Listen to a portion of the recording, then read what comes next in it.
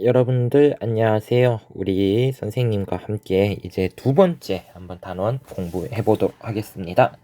선생님과 이번에 공부할 내용은 경제의 세계화와 경제 블록에 관해서 우리 함께 살펴보도록 하겠습니다. 지난 단원에서는 우리 세계화와 지역화에 대해서 한번 배워보고 이런 현상에 대해서 우리 한번 탐구를 해보았는데요.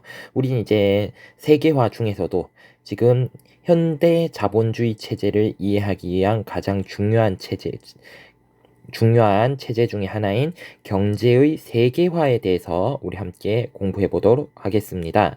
우리 경제의 세계화 하면서 경제의 세계화는 이렇게 얘기를 했었죠.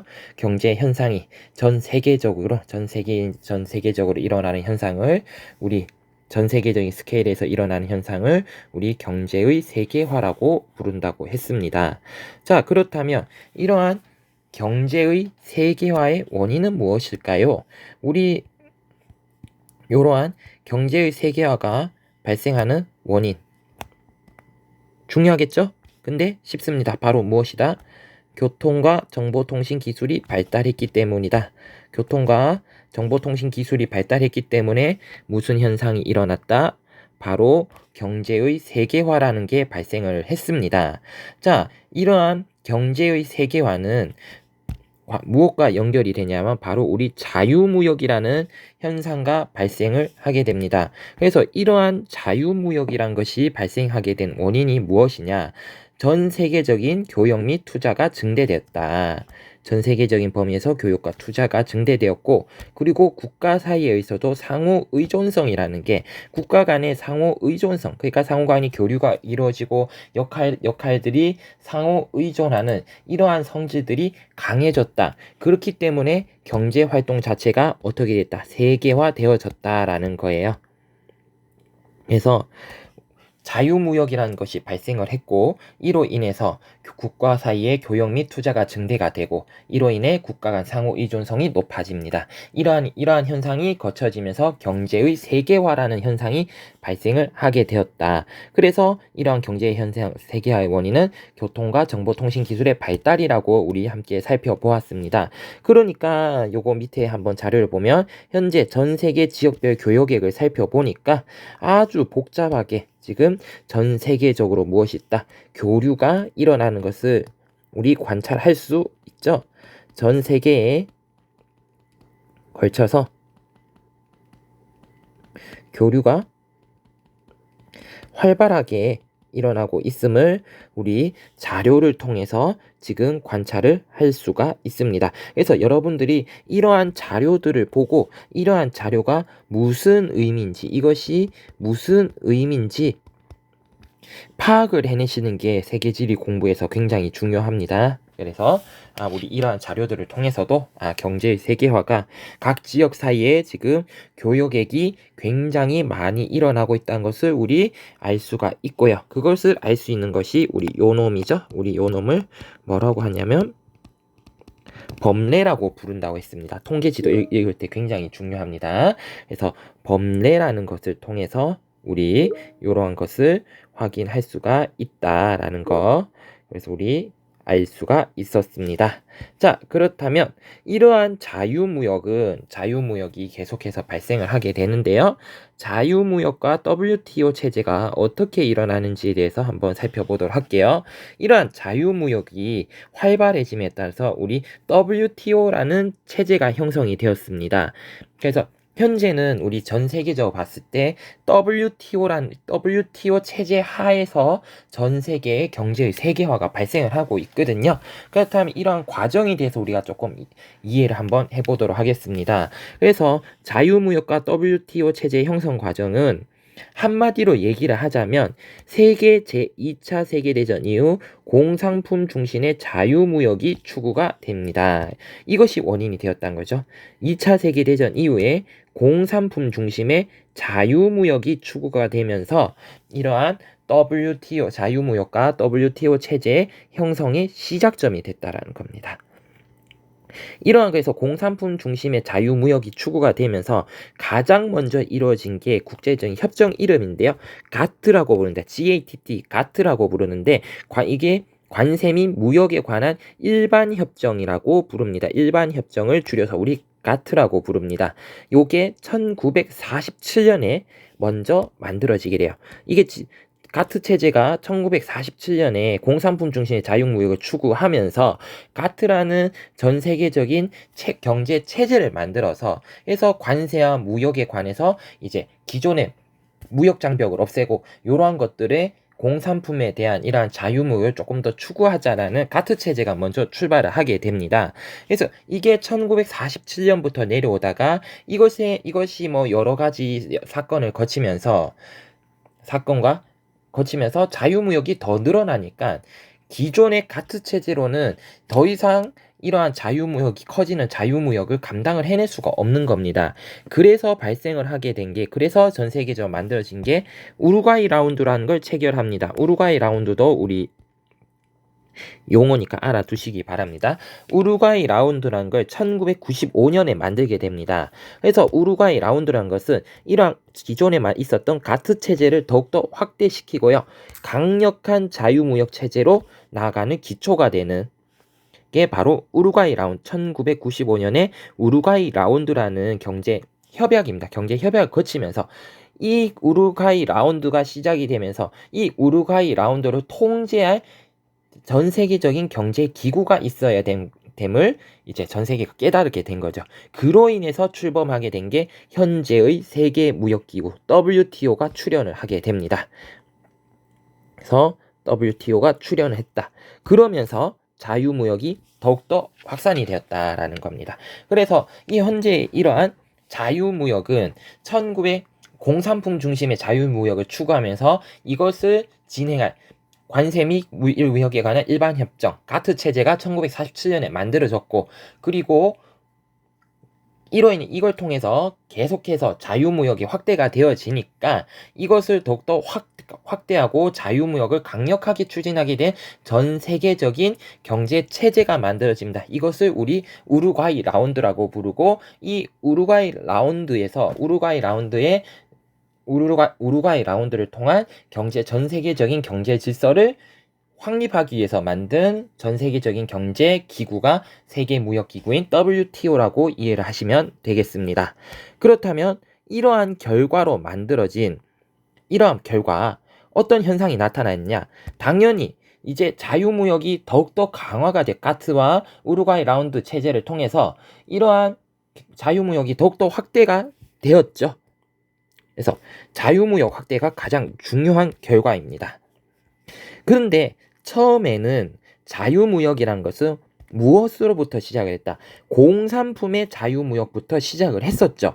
하지만 우루과이 라운드 체제로 넘어오면서 더 이상 2차 산업으로 만들어진 공산품이란 것은 2차 산업으로 만들어진 생산물을 우리 공산품이라고 부르는데요. 이러한 공산품뿐만 아니라 농산물과 서비스업, 그러니까 산업으로 따지냐면 1차 산업과 3차 산업에 3차 산업에 해당이 되는 이러한 물품들도 이제 자유무역의 대상이 되고, 그로 인해서 자유무역이 더욱더 확대가 되어집니다.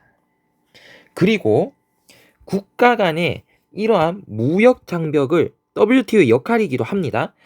국가 간의 무역 분쟁이 발생을 하면 이를 강제 조정을 실시합니다. 이게 WTO의 역할이라고도 보시면 되겠어요.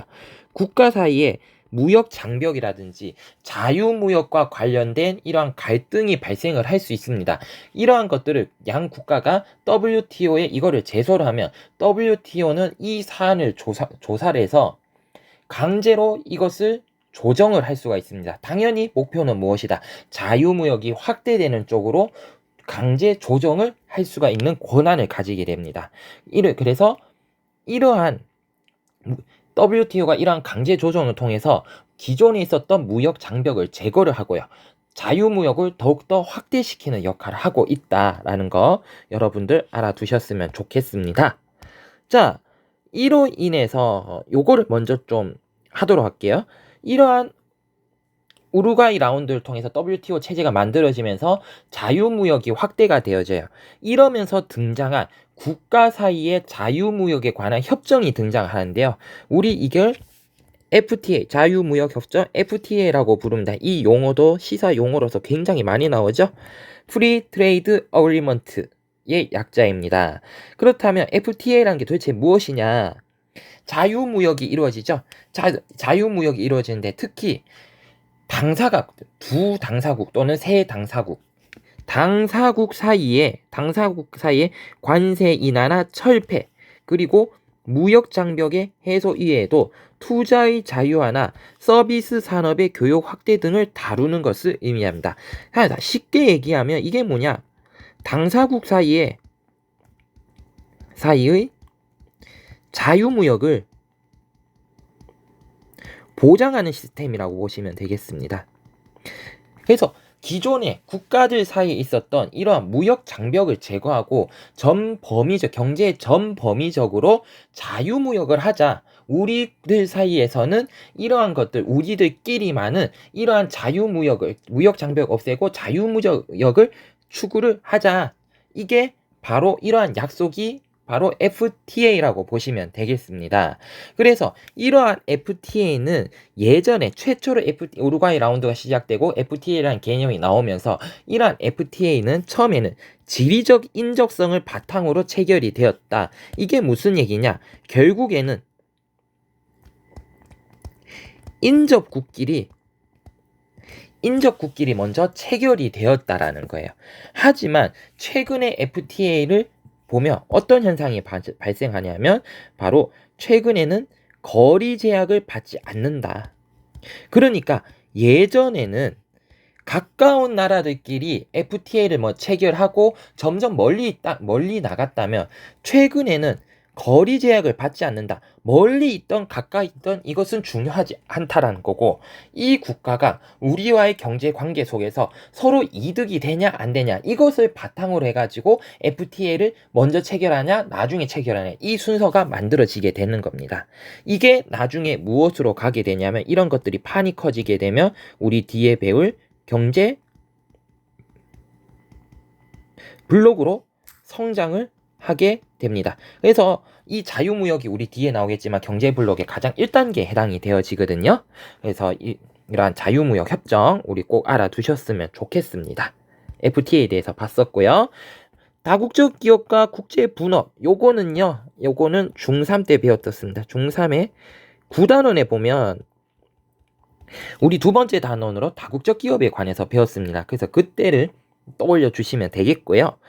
다국적 기업이라는 것은 말 그대로 국적을 뛰어넘어서 전 세계적으로 생산 및 판매와 같은 경제 활동을 하는 기업을 우리 뭐라고 부른다? 다국적 기업이라고 부르죠. 그렇다면 이러한 다국적 기업이 발생하는 이유가 뭐냐? 다국적 기업이 발생한 이유는 바로 경영의 효율성을 높이면서 궁극적인 목적은 이윤의 극대화입니다. 이윤의 극대화를 위해서 다국적 기업이 등장을 하게 되고 활동을 하게 되는 거예요. 그렇다면 이러한 다국적 기업은 주로 어떠한 형태로 발생을 하냐면 기업의 관리, 연구,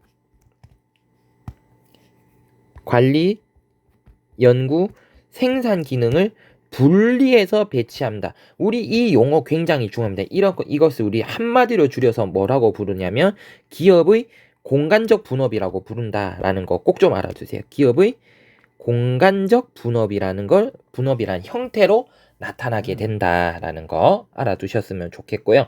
이러한 기업의 공간적 분업이 크게 세 가지 형태로 나타나더라. 그래서 첫 번째, 본사는 그럼 어디에 위치하냐? 주로 본국의 핵심 지역인 본국의 대도시 지역에 나타나게 되죠. 본국의 대도시 지역에 나타납니다. 왜? 그럼 왜 하필이면 여길까? 이러한 역할을 하기 위해서 자본과 우수인력 확보가 필요하기 때문이다. 이러한 이유 때문에 본국의 대도시에 위치한다.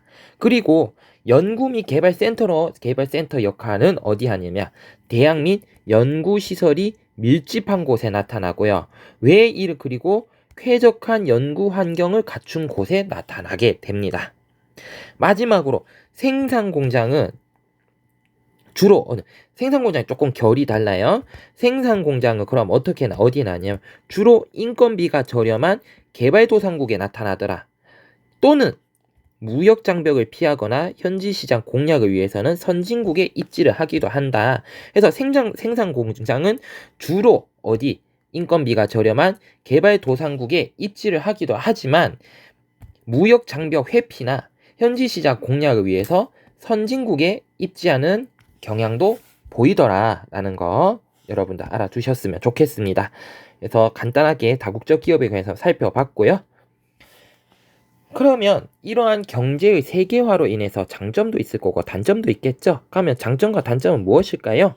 장점은 첫 번째, 무역 장벽을 해소해서요. 장점 첫 번째, 무역 장벽을 해소하기 때문에 교역량을 증가시킨다. 그리고 무역 수지도 개선시킨다. 그러니까 여기서 무역 수지 개선은 그러니까 그 국가가 이러한 무역을 통해서 더 많은 돈을 벌어들인다는 뜻이겠죠. 무역 수지의 흑자를 의미하겠습니다.